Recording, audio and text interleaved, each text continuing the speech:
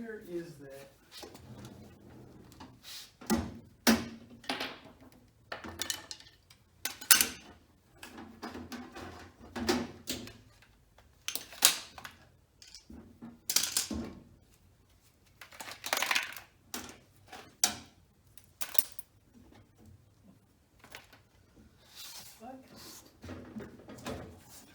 God.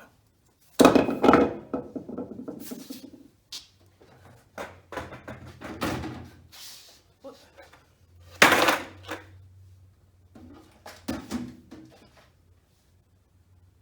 Huh. Holy shit, how long have you guys been in there?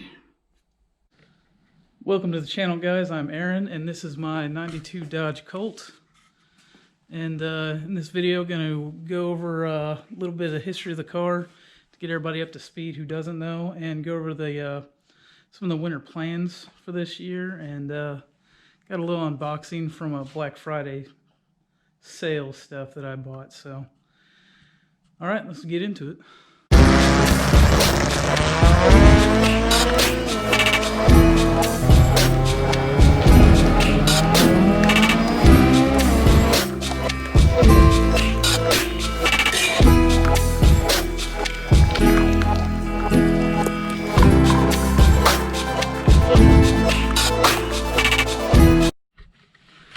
Alright, so for anybody that doesn't know the car, I've owned the car for about 13 years, which I'm sure everybody does because there's like 6 people watching this.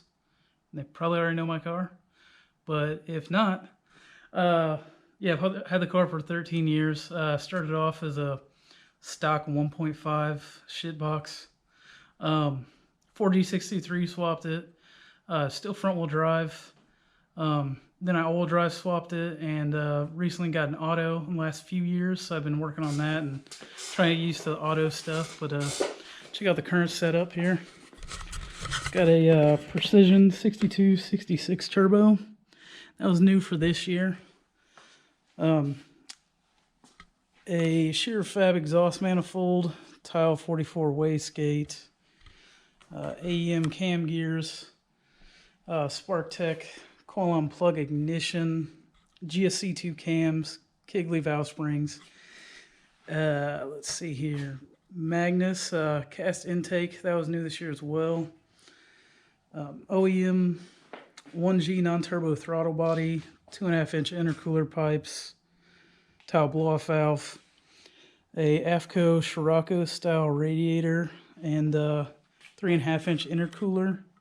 Don't remember the core. Transmission is pretty much stock. It's got a shift kit end clutches. The bottom end is actually stock as well. And that's one of the things. I had a goal to run a 990 or better on the stock bottom end. And finally got to do that this year, which I'll put the video in here.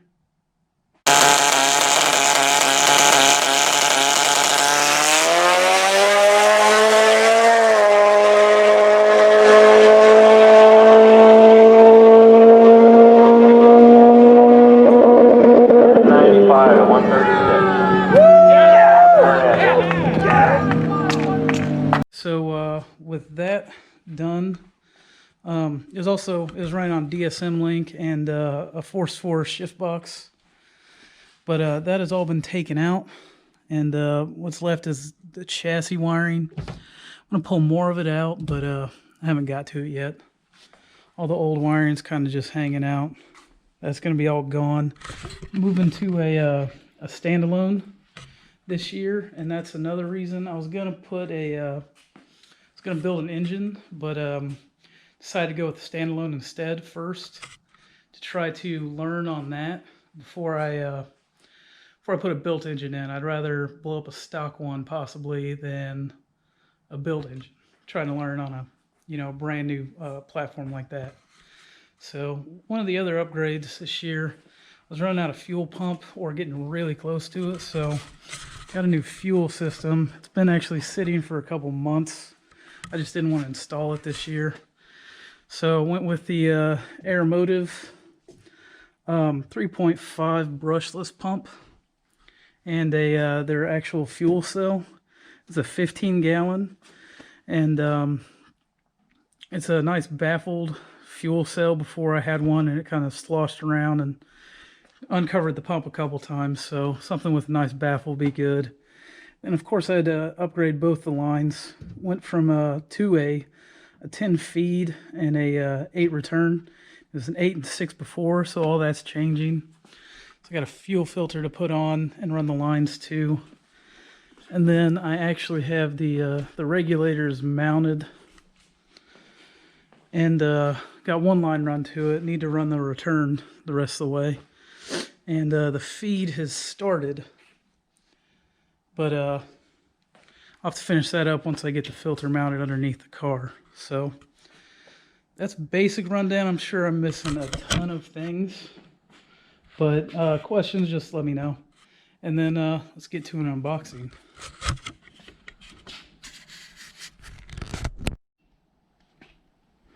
All right, box number 1. Nothing too cool. It's actually just a bunch of rake hem for the harness build. Yeah, rake hem, some labels for all the terminal, or all the connections, and a cool little master relay that gonna hook the battery into that with the alternator, starter, and then you can actually, has these smaller wires, try not running big gauge out to like a battery cutoff. So that's kind of cool. And probably the best thing in this box really is that awesome sticker. All right. Next box. Extreme DSI. You DSM guys got to be familiar with that.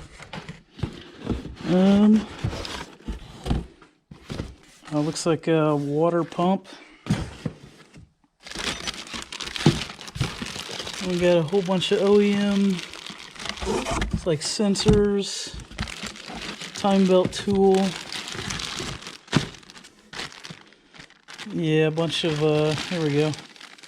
Cam and crank sensors, connectors, a bunch of OEM stuff. Oh yeah, time belt tensioner, and one of the pulleys. I can't remember which. And this piece goes with the other box, so we'll open that in a sec. This should be fun. I actually have to open this. See if I can do this one-handed.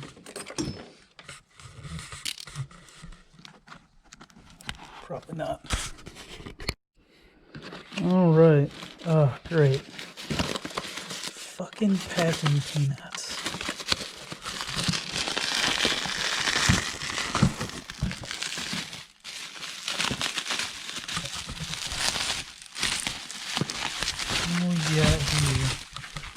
Looks like it's my wideband sensor and pins. Oh, that's right. It was just pins and seals. Basically for the harness. Leave that there.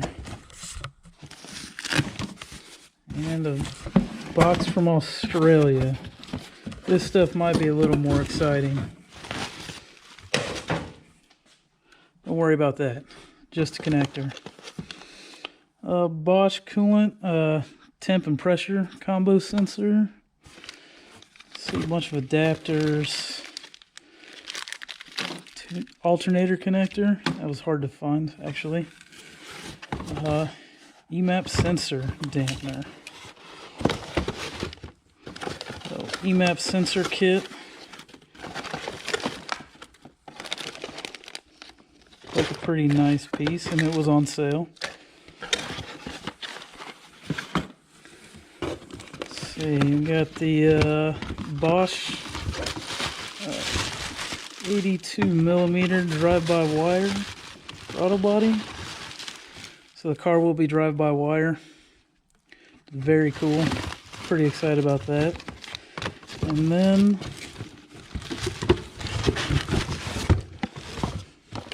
One-handed is no fun. Let's see. Alright.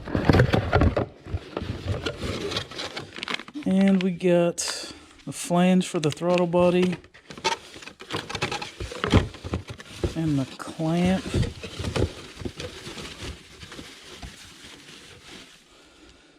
And I'm a ricer, so I went with a nice anodized blue.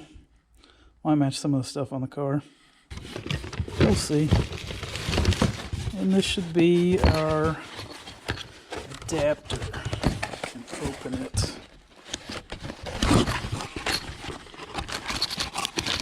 Hardware, seals.